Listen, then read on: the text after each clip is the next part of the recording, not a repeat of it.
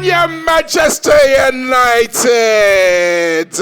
Who said the sequel's never as good? This was Young Guns 2, and this time they boxed off the goal scoring as well. We are here, and Sam Dodds, everyone else is fucked off, but we're still here. Kev, Walsh, Beth, Lindop are here with me. Kev, it's pissing down outside, but Southampton were absolutely not going to rain on our parade today. You say that, lad, but for the first 20 minutes or so, he had a fucking good goal, didn't he?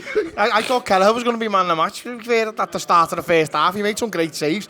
We looked a little bit disjointed, but then second half, the kids were all right, weren't they? Yeah, they really were. And Kev is right. We did have to ride our luck a little bit, particularly when we were soft. Like, it looked like a few lads were a bit leggy from the celebrations or from just the exertion of Sunday.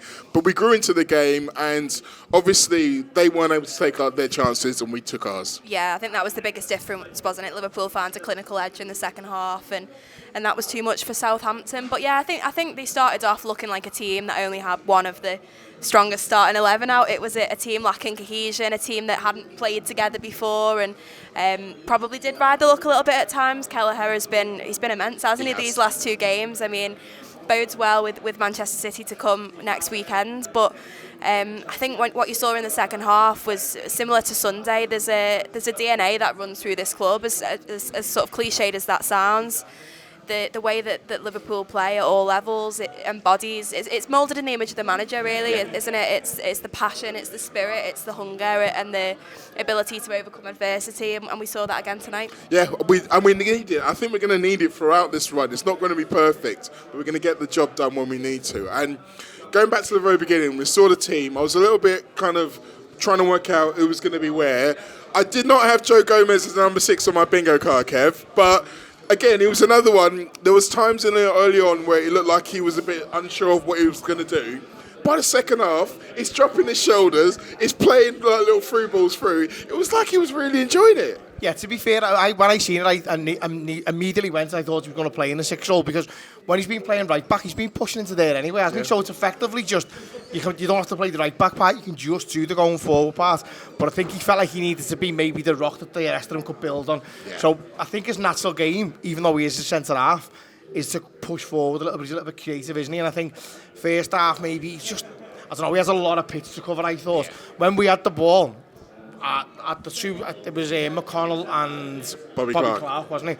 Well, wide, you know what I mean? So when we lost the ball, it was very much, they were like the red arrows coming at him, do you know what I mean? So he had a lot of work to do. And I thought first half, it was a little bit like, oh, he's probably thinking, fucking hell, every time I get a chance, it's in the maddest position ever. And I'm the one doing all the fucking work. He's slowly working his way forward. Honestly, can't wait to get up front, he can finally score. By the way, then people tell him to shoot me halfway, I can fuck off. Some fella next to me on the cop, I was like, lads, shut the fuck up. No, he's not going to shoot in here. Fella's about 60.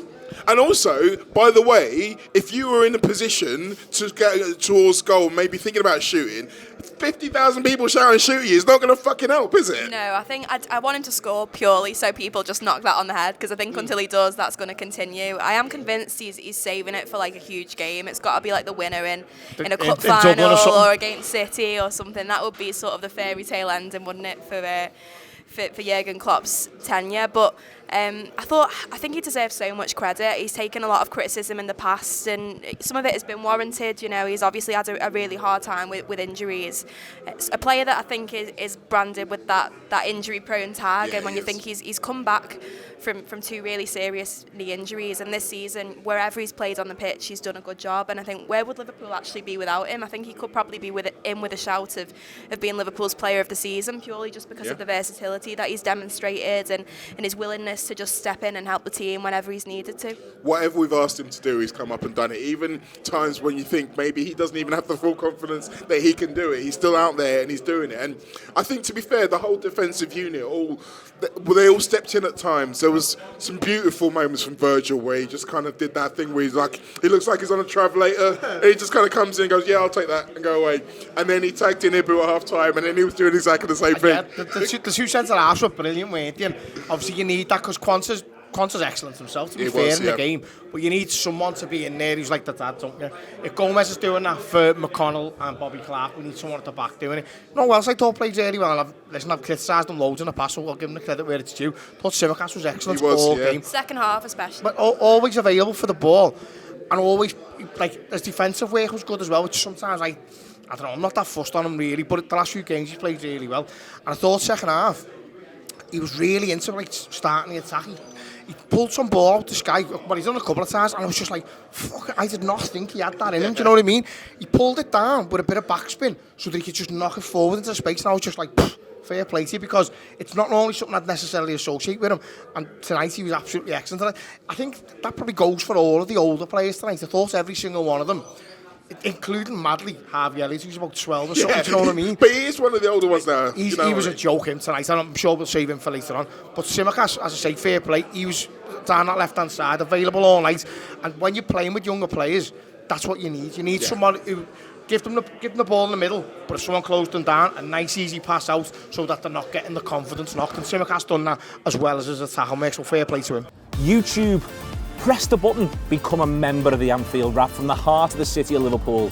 The best way to enjoy all your Liverpool-based videos, everything you need, every single day. It is the Anfield Wrap.